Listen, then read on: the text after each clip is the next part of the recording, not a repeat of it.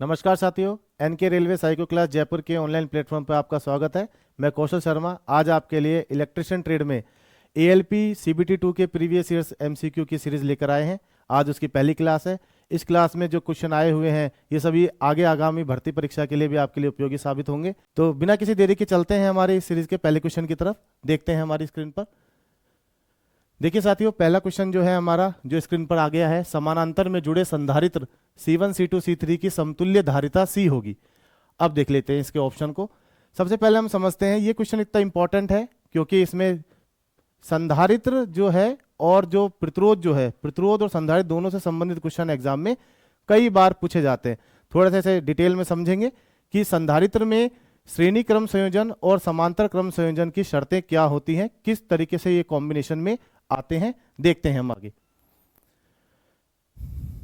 देखिए संधारित्र जो होता है, संधारित्र में कैपेसिटर जो होता है, यदि दो कैपेसिटर श्रेणी क्रम में संयोजित हैं, ये कैपेसिटर के श्रेणी क्रम संयोजन है। मान लीजिए दो कैपेसिटर C1 और C2 हैं, वो इस प्रकार संयोजित हैं कि एक कैपेसिटर का दूसरा सिरा अगले वाले कैपेसिटर के पहले सिरे से जुड़ा हो, तो इसे प्रतिरोधों का या कैपेसिटर का श्रेणी क्रम संयोजन कहते हैं। कई बार क्वेश्चन प्रतिरोधों से संबंधित आ जाता है, कई बार कैपेसिटर से संबंधित आ जाता है। कैपेसिटर से संबंधित क्वेश्चन आने की प्रबल संभावना इसलिए बढ़ जाती है क्योंकि इसका जो फॉर्मूला है वो प्रतिरोध के फॉर्मूले के इनवर्स है। प्रतिरोधों के श्रेणी क्रम संयोजन का जो फॉर्मूला होता है वो कैपेसिटर में समांतर क्रम संयोजन का फॉर्मूला होता है।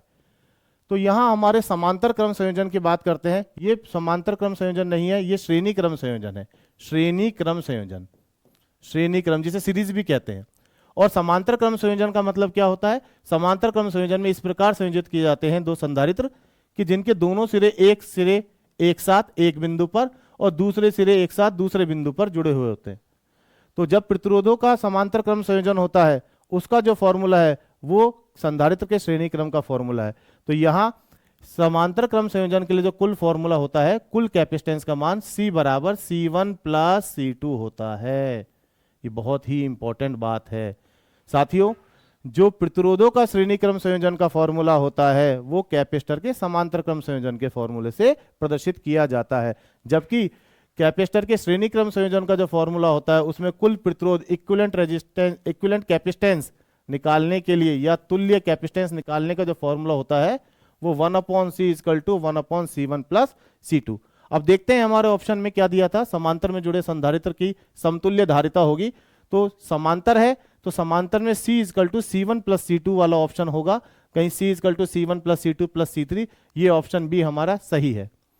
C equal to C1/C2 plus C3, A option बिल्कुल गलत है।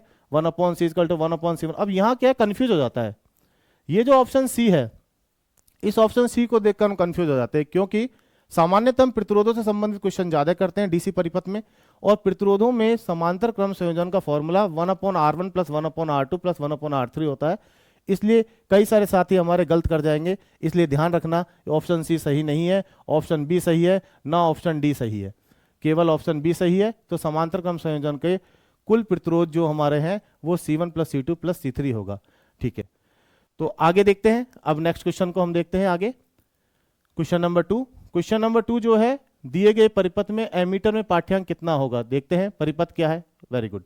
देखिए ये जो चित्र में हमें दिखा रखा है, इस चित्र को देखिए आप। चित्र में हमें दिखा रखा है, इस चित्र को देखिए।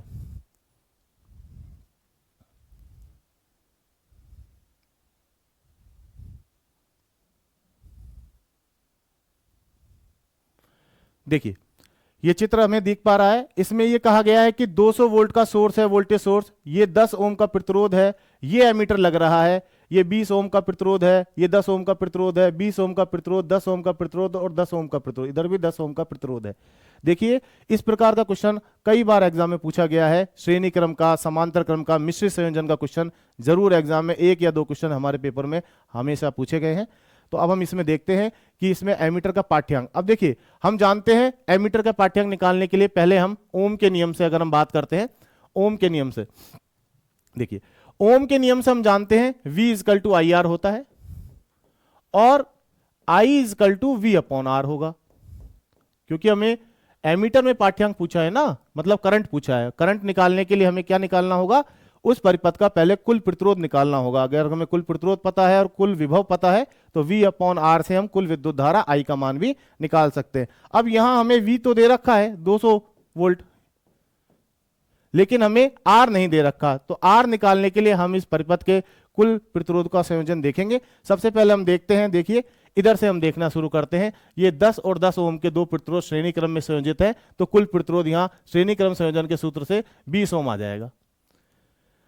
जब ये 20 ओम संयोजित हो जाएगा, ये 20 ओम और ये 20 ओम आपस में समांतर क्रम के संयोजन को फॉलो करेंगे, तो ये 20 ओम और 20 ओम मिलकर समांतर क्रम के संयोजन से ये 20 ओम और ये 20 ओम, ये 20 ओम और ये 20 ओम, ये जब हम सॉल्व करेंगे तो ये 10 ओम हो जाएगा। ये 10 ओम जो हमने सॉल्व किया है और ये 10 ओम, ये दोनों मिलकर फिर 20 ओम हो जाएंगे, क्योंकि ये दोनों श्रेणी क्रम में है। इस प्रकार से ये 10 और ये 10, ये 20 ओम हो जाएगा। और ये 20 ओम और 20 ओम फिर समांतर क्रम में संयोजित हो जाएंगे इस प्रकार से। डिटेल में भी हम पढ़ेंगे अपनी थ्योरी की क्लासों में। ये 10 ओम हो जाएगा और 10 ओम और 10 ओम वापस ये 20 ओम। कई बार श्रेणी क्रम संयोजन, कई बार समांतर क्रम संयोजन को करना होगा में 10 और 10, और ये कुल 20 ओम। इस प्रकार इस परिपथ का कुल प्रतिरोध क्या आ गया? 20 ओम। क्वेश्चन में इतना भी पूछा जा सकता था कि इस परिपथ का कुल प्रतिरोध कितना है या तुल्य प्रतिरोध कितना है, 20 ओम का है। तो 20 ओम अगर हमारा कुल प्रतिरोध आ गया है R = 20 ओम, तो हमारी कुल विद्युत धारा I का मान V/R से हम निकाल लेंगे 200/20 10 एम्पियर। तो देखते हैं हमारे ऑप्शन में क्या दे रखा है, क्या हमें 10 एम्पियर हमारा ऑप्शन में होगा, देखते हैं। देखिए ऑप्शन ए 13.5 बिल्कुल नहीं, ऑप्शन बी जो दे रखा है हमारा 8.5 वो भी नहीं, ऑप्शन सी 7.5 ये भी नहीं। हमारा ऑप्शन जो डी है 10 एम्पियर, यही हमारा बिल्कुल सही है, क्योंकि अभी हमने कैलकुलेशन किया है। दोबारा देखिए आप इसको, इस क्वेश्चन को। इस क्वेश्चन में कुल विद्युत धारा, एमीटर किस बात, एमीटर विद्युत धारा के पाठ्यांक को शो करता है। एमीटर परिपथ के श्रेणी क्रम में लगाया जाता है और विद्युत धारा की उपस्थिति का पता लगाता है, और इस परिपथ में सबसे पहले कुल प्रतिरोध निकाला जाएगा। और कुल प्रतिरोध निकालने के लिए ये जो हमारे प्रतिरोध हैं, इनका जो संयोजन है, जो मिश्रित में कुछ श्रेणी में है कुछ समांतर में, सबसे पहले बाहर वाले हिस्से का 10 और 10 ओम को हमने सोल्व किया, फिर 20 को सोल्व किया, इस प्रकार कुल प्रतिरोध निकाला जिसका मान 20 ओम आया, और उससे हमारे कुल विद्युत धारा का मान I = 10 एम्पियर आया। इस प्रकार हम इस सवाल को सोल्व करेंगे। ये ऐसे क्वेश्चन एग्जाम में पूछे जाते हैं, बार बार पूछे गए हैं। बढ़ते हैं अपने अगले क्वेश्चन की तरफ। Next question, question number 3। Question number 3 जो कि स्क्रीन पर है, अर्ध तरंग दिष्टकारी का आउटपुट है। देखिए बहुत ही इंपॉर्टेंट है, अर्ध तरंग दिष्टकारी का आउटपुट है। अब यहां हम जानते हैं दिष्टकारी, दिष्टकारी को हम जानते हैं, दिष्टकारी को कहते हैं रेक्टिफायर। दिष्टकारी को हम क्या कहते हैं? रेक्टिफायर। रेक्टिफायर इंग्लिश में इसे रेक्टिफायर कहते हैं, हिंदी में इसे दिष्टकारी कहते हैं। देखिए साथियों, रेक्टिफायर एक ऐसा इलेक्ट्रॉनिक सर्किट होता है जिसकी सहायता से एसी विद्युत धारा को डीसी विद्युत धारा में परिवर्तित किया जाता है। सामान्यतः रेक्टिफायर दो प्रकार के होते हैं, एक अर्ध तरंग दिष्टकारी जिसे हाफ वेव रेक्टिफायर कहते हैं, जो इनपुट एसी साइकिल के केवल आधे चक्र को रेक्टिफाई करता है। इसमें इंपॉर्टेंट क्वेश्चन ये भी आ जाता है कि हाफ वेव रेक्टिफायर कितने डायोडों से मिलकर बना होता है। हाफ वेव रेक्टिफायर में केवल एक डायोड की आवश्यकता होती है, जैसा कि हमने चित्र में दिखाया है। ये चित्र में दिखाया हुआ एक डायोड लोड रेजिस्टेंस के साथ लगा हुआ है, ये हाफ वेव रेक्टिफायर का सर्किट है। ये सिंपली, ये यहाँ ट्रांसफार्मर भी लगाया हुआ है। ट्रांसफार्मर अगर नहीं भी लगाता है एग्जामिनर तो भी सही है, और अगर ट्रांसफार्मर लगा रहा है तो वो हमारी केवल सप्लाई वोल्टेज को कम या ज़्यादा करने के लिए यूज में लिया जाता है। सामान्यतः स्टेप डाउन ट्रांसफार्मर का यूज किया जाता है, और ट्रांसफार्मर के इनपुट में हम एसी सिग्नल अप्लाई करते हैं जिसमें दोनों साइकिल उपस्थित होते हैं। जब इस हाफ वेव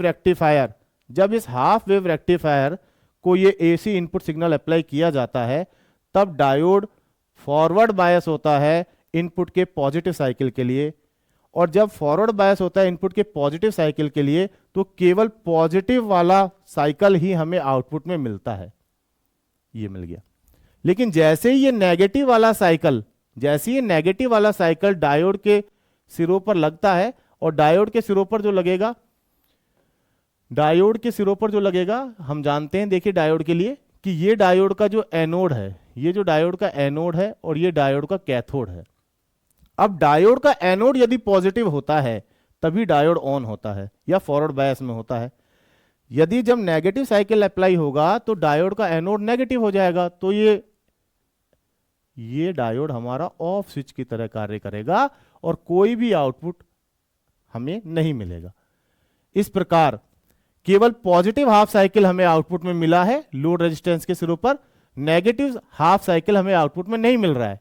फिर दोबारा जब पॉजिटिव हाफ साइकिल आएगा वो भी हमें आउटपुट में मिलेगा, क्योंकि उस समय हमारा डायोड क्या हो जाएगा, ऑन हो जाएगा, अग्रभ्नितीय अवस्था में आ जाएगा। इस प्रकार केवल पॉजिटिव साइकिल मिलेंगे, नेगेटिव साइकिल हमें आउटपुट में नहीं मिलेगा। ये एक कॉन्टिन्यूअस एक डीसी नहीं है। इस प्रकार की डीसी को पल्सेटिंग डीसी कहते हैं, क्योंकि जो आउटपुट है पल्स के रूप में रुक रुक कर मिल रहा है, लेकिन चूंकि इसमें साइकिल चेंज नहीं हो रहा है इसलिए डीसी है। इस प्रकार हाफ वेव रेक्टिफायर के जो आउटपुट होता है, हाफ वेव रेक्टिफायर का जो आउटपुट होता है वो पल्सेटिंग डीसी होता है। देखते हैं तो डीसी, क्या ये डीसी, देखिए डीसी का मतलब है कि फुल डीसी, क्या ये फुल डीसी है? नहीं, फुल डीसी नहीं मिलता है। हाफ वेव रेक्टिफायर का पल्सेटिंग डीसी मिलता है। तो पल्सेटिंग डीसी इसके अंदर, जिसे स्पंदित डीसी इसमें कहा है, ये पल्सेटिंग डीसी, यही हमारा आउटपुट है, यही हमारा सही है। डीसी नहीं मिलता है। देखिए रेक्टिफायर के द्वारा जो प्राप्त आउटपुट पल्सेटिंग डीसी होता है उसे फिल्टर सर्किट लगा के प्योर डीसी में कन्वर्ट किया जाता है, इसलिए डीसी इसका आंसर नहीं आएगा, एसी भी इसका आंसर नहीं आएगा, फिल्टर डीसी भी इसका आउटपुट नहीं आएगा।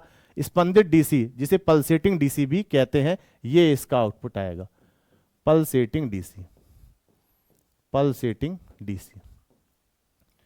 तो हाफ वेव रेक्टिफायर के लिए बहुत इंपॉर्टेंट क्वेश्चन है। कई बार हाफ वेव रेक्टिफायर का क्वेश्चन आ जाता है, कई बार फुल वेव रेक्टिफायर का क्वेश्चन आ जाता है। आगे बढ़ते हैं हमारे क्वेश्चन नंबर 4 के लिए। क्वेश्चन नंबर 4 है, क्वेश्चन नंबर 4 है 200 हर्ट्ज आवृत्ति के लिए आवर्तकाल होगा। ऑप्शन देख लेते हैं, 0.05 second, 0.005 second, option C 0.0005 second, option D 0.5 second. Okay, देखिए कई बार हमें आवर्तकाल दे दिया होता है और फ्रीक्वेंसी पूछ लेता है, कई बार हमें फ्रीक्वेंसी दे दिया होता है और आवर्तकाल पूछ लेता है। ये बहुत ही इंपॉर्टेंट रिलेशन है, हम जानते हैं। इसका जो रिलेशन है वो है F = 1/T, F = 1/T।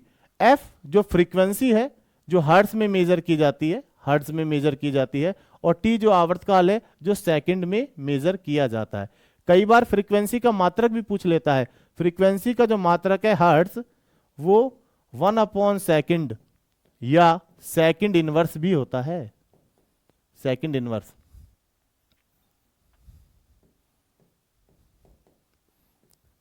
ये भी एक क्वेश्चन है इंपॉर्टेंट।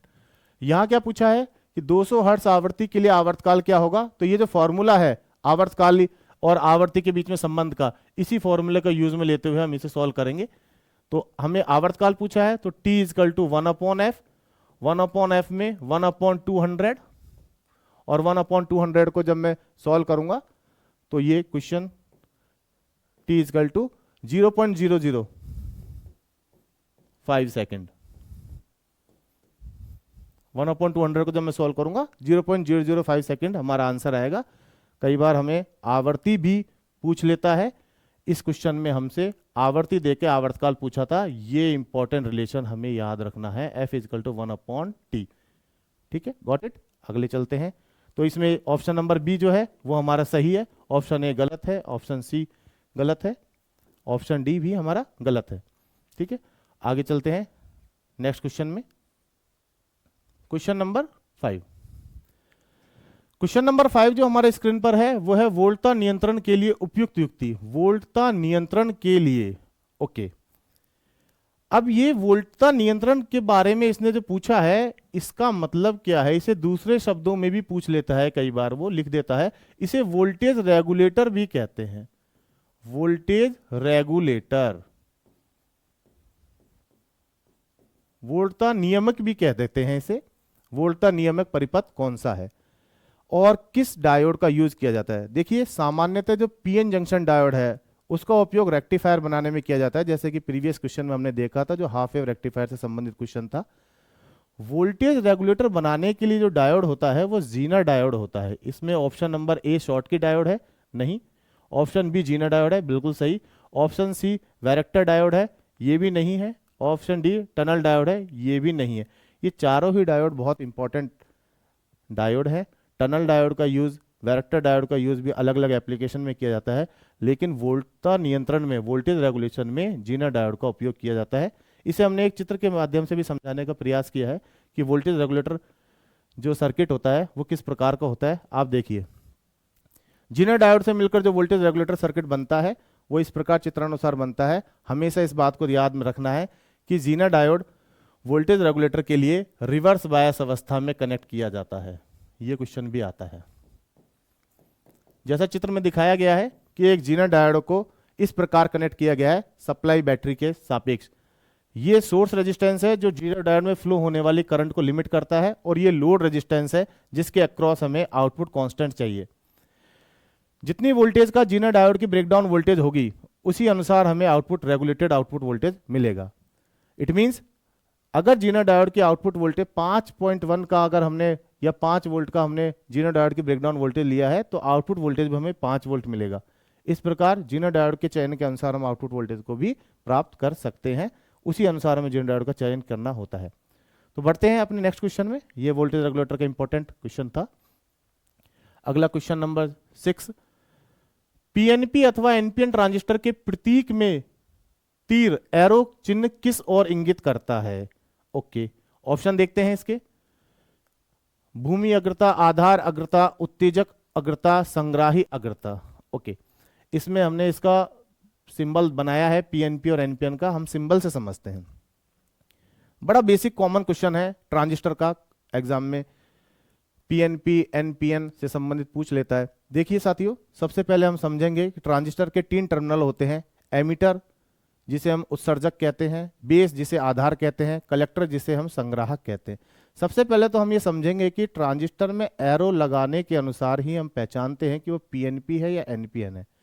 सबसे इंपॉर्टेंट बात कि एरो किस टर्मिनल पर लगता है, तो एरो हमेशा एमीटर टर्मिनल पर लगाया जाता है, जिसे उत्सर्जक भी कहा जाता है।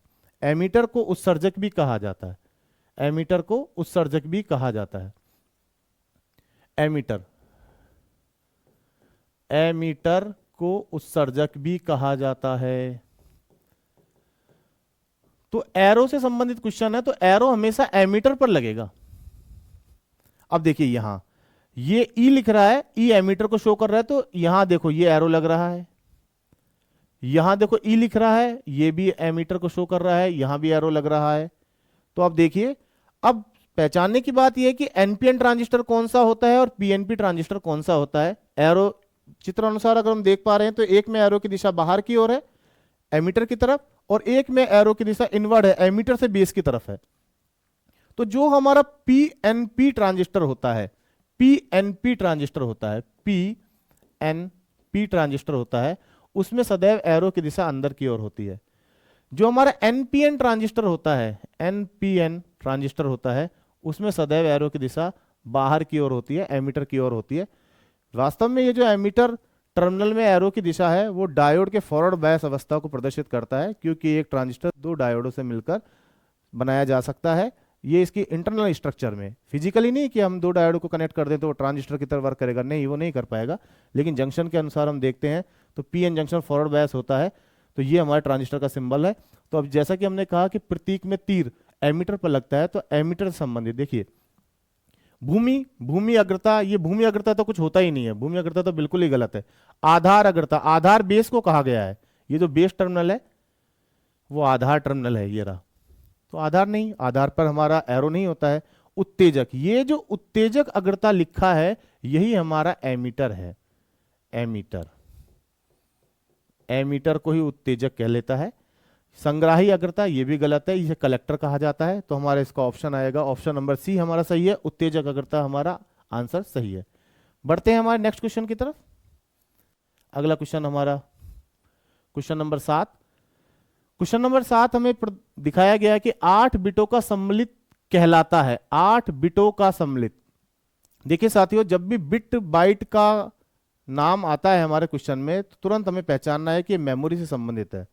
और बिट हमारे सेमीकंडक्टर मेमोरी में सबसे छोटी यूनिट जो है वो बिट होती है डेटा के स्टोरेज की। जिसे 0 या 1 से रिप्रेजेंट किया जा सकता है। 0 या 1 एक बिट डेटा है। 8 बिट मिलकर, अब हम जानते हैं बिटों का जो कॉम्बिनेशन होता है वो प्रारंभ से अगर हम बात करें तो 4 बिट के कॉम्बिनेशन को निबल कहते हैं, और उसके बाद 8 बिट के कॉम्बिनेशन को हम बाइट कहते हैं। 8 बिट का जो कॉम्बिनेशन होता है उसे हम बाइट कहते हैं। 8 bit equal to byte, 1 byte. ये एग्जाम में कई बार आता रहता है। 8 बिट इजकल टू 1 बाइट, तो 8 बिटों का सम्मिलित तो क्या कहलाएगा? बाइट। ऑप्शन ए ही सही है।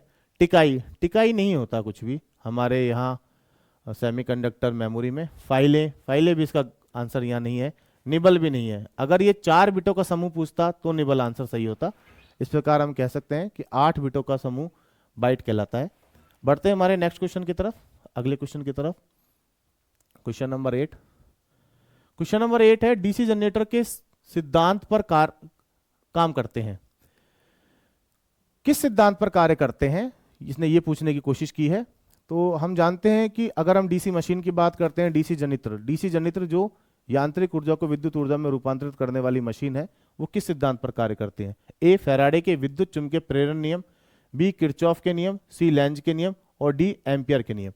देखिए साथियों, अगर हम देखें कि डीसी जनरेटर, ये हमने इंटरनल स्ट्रक्चर का इसका थोड़ा एक चित्र प्रदर्शित करने की कोशिश की है, जिसमें हम जानते हैं कि जनरेटर का मुख्य कार्य होता है यांत्रिक ऊर्जा को विद्युत ऊर्जा में परिवर्तित करना, और ये फैराडे के विद्युत चुंबकीय प्रेरण नियम पर कार्य करता है। सभी जानते हैं कि फैराडे का विद्युत चुंबकीय प्रेरण नियम पर हमारा जनरेटर कार्य करता है। तो option number A he Faraday का विद्युत चुंबकीय प्रेरण नियम है, बिल्कुल सही आंसर है।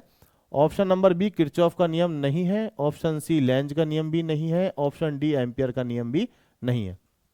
अब साथियों समझिए, शॉर्ट में बताना चाहेंगे कि फैराडे का विद्युत चुंबकीय प्रेरण का नियम क्या होता है। फैराडे का विद्युत चुंबकीय प्रेरण का नियम यह कहता है कि जब भी किसी चालक को किसी चुंबकीय क्षेत्र में रखा जाता है और वह चुंबकीय बल रेखाओं का छेदन करता है, चुंबकीय बल रेखा को काटता है, तब उस चालक के सिरों पर एक विद्युत वाहक बल प्रेरित हो जाता है। इसी फैराडे का विद्युत चुंबकीय प्रेरण का नियम कहते हैं। कई बार ये क्वेश्चन आ जाता है कि डीसी जनरेटर में आर्मेचर के सिरों पर उत्पन्न विद्युत वाहक बल की प्रकृति होती है, डीसी, एसी या दोनों या कोई नहीं। तो सदैव याद रखना कि आर्मेचर के सिरों पर जो विद्युत वाहक बल प्रेरित होता है वो सदैव एसी, प्रत्यावर्ती प्रकार का होता है। और डीसी जनरेटर में आगे कम्यूटेटर की सहायता से उसे एसी को डीसी आउटपुट में हमें परिवर्तित करते हैं। ये क्वेश्चन भी कई बार एग्जाम में पूछा जाता है। तो यहाँ इस क्वेश्चन में किस सिद्धांत पर कार्य करता है? फैराडे के विद्युत चुंबकीय प्रेरण का नियम। कई बार इस विद्युत वाहक बल जो उत्पन्न हुआ है उसकी दिशा ज्ञात करने के संबंधित भी एग्जाम में क्वेश्चन पूछा जाता है। तो इस बात को याद रखना, दिशा से संबंधित जो नियम दिए हैं वो फ्लेमिंग ने दिए हैं, और वो फ्लेमिंग के दाएं हाथ के नियम से संबंधित है। अगर हम बात करते हैं जनरेटर की, तो जनरेटर में उत्पन्न प्रेरित विद्युत वाहक बल की दिशा दाएं हाथ के नियम, फ्लेमिंग के दाएं हाथ के नियम से ज्ञात होती है। लेकिन जो सिद्धांत है, कार्य सिद्धांत है, वो फैराडे के विद्युत चुंबकीय प्रेरण नियम पर कार्य करता है। तो मेरे को लगता है आपको कुछ समझ में आया होगा इस क्वेश्चन का बेसिक वर्किंग प्रिंसिपल। आगे नेक्स्ट बढ़ते हैं हमारे अगले क्वेश्चन पर। किसी डीसी जनरेटर का ईएमएफ समीकरण क्या है? Very good. अभी हम डीसी जनरेटर से संबंधित प्रीवियस क्वेश्चन भी हमने देखा कि वो फैराडे के विद्युत चुंबकीय प्रेरण के नियम पर कार्य करता है, और इसमें जो विद्युत वाहक बल जो उत्पन्न होगा, उसका जो फॉर्मूला है, सिंपल सा फॉर्मूला है, याद रखना है। ईजी, जनरेटेड विद्युत वाहक बल, equal to phi Z N P upon 60A। ये प्रीवियस ईयर में क्वेश्चन पूछा गया है, मोटर के लिए पूछा गया था। उसमें इस उत्पन्न विद्युत वाहक बल को बैक ईएमएफ, विरोधी विद्युत वाहक बल कहते हैं। उसे ईबी से रिप्रेजेंट किया जाता है मोटर के केस में। जनरेटर के केस में ये ईजी से रिप्रेजेंट किया जाता है, जनरेटर। और यही फॉर्मूला मोटर के लिए ईबी से रिप्रेजेंट किया जाता है, विरोधी विद्युत वाहक बल, बैक ईएमएफ, विरोधी विद्युत वाहक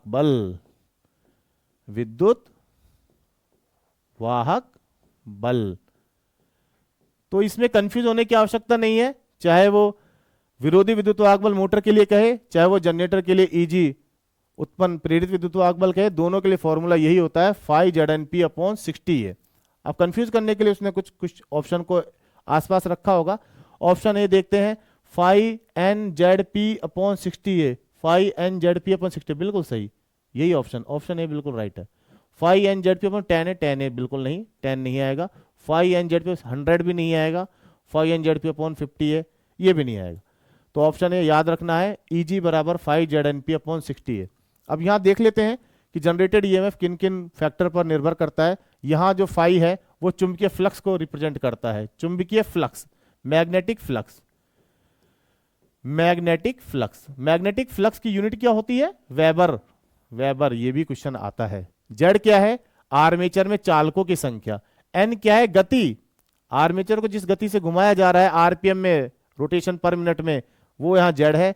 पी यहां है पोलो की संख्या, चुंबकीय पोलो की संख्या, और यहां ए प्रदर्शित करता है समानांतर पथों की संख्या।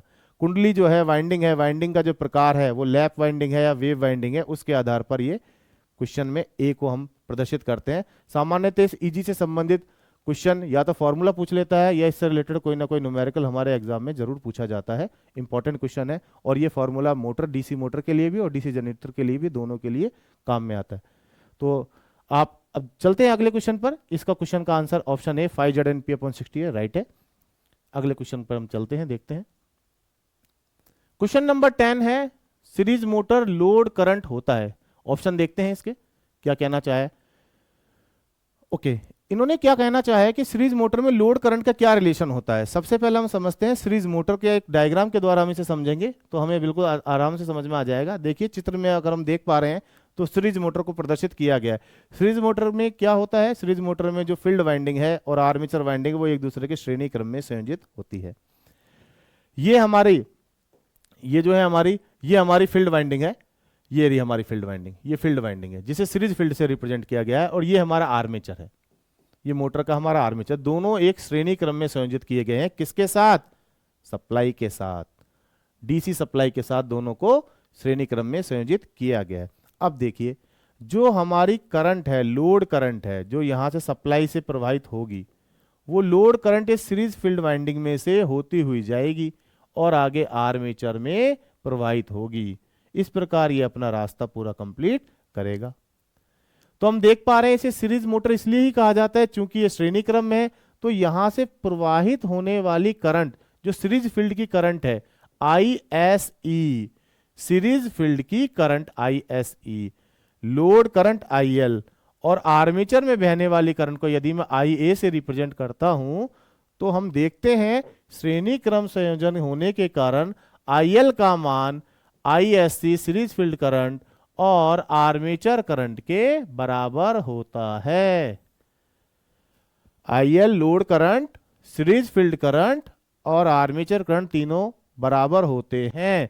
यहां भी इन्होंने यही पूछने का प्रयास किया है, सीरीज मोटर लोड करंट होता है। अब लोड करंट का संबंध पूछा है इन्होंने। ऑप्शन में देखते हैं IA = ISC, IA into ISC, IA minus ISC, IA plus ISC। देखिए IA जैसा कि हमने कहा, IA किसको रिप्रेजेंट कर रहा है? आर्मेचर में बहने वाली विद्युत धारा को, और ISC किस बात को प्रदर्शित कर रहा है? सीरीज फील्ड में बहने वाली विद्युत धारा को। क्योंकि हम जानते हैं सीरीज मोटर में लोड करंट, आर्मेचर करंट और सीरीज फील्ड करंट तीनों बराबर होती हैं। तो IA बराबर ISC, IA बराबर ISC, जो हमारा ऑप्शन ए है वो बिल्कुल सही है। IA इंटू ISC गलत, IA माइनस ISC भी नहीं होता है, IA प्लस ISC भी नहीं होता है। आर्मेचर करंट और फील्ड करंट बराबर होती है। ये लोड करंट के रेस्पेक्ट में पूछ लेता, IL बराबर ISC कह देता, वो भी हमारा सही आंसर होता, या IL बराबर IA कह देता, वो भी हमारा सही ऑप्शन होता।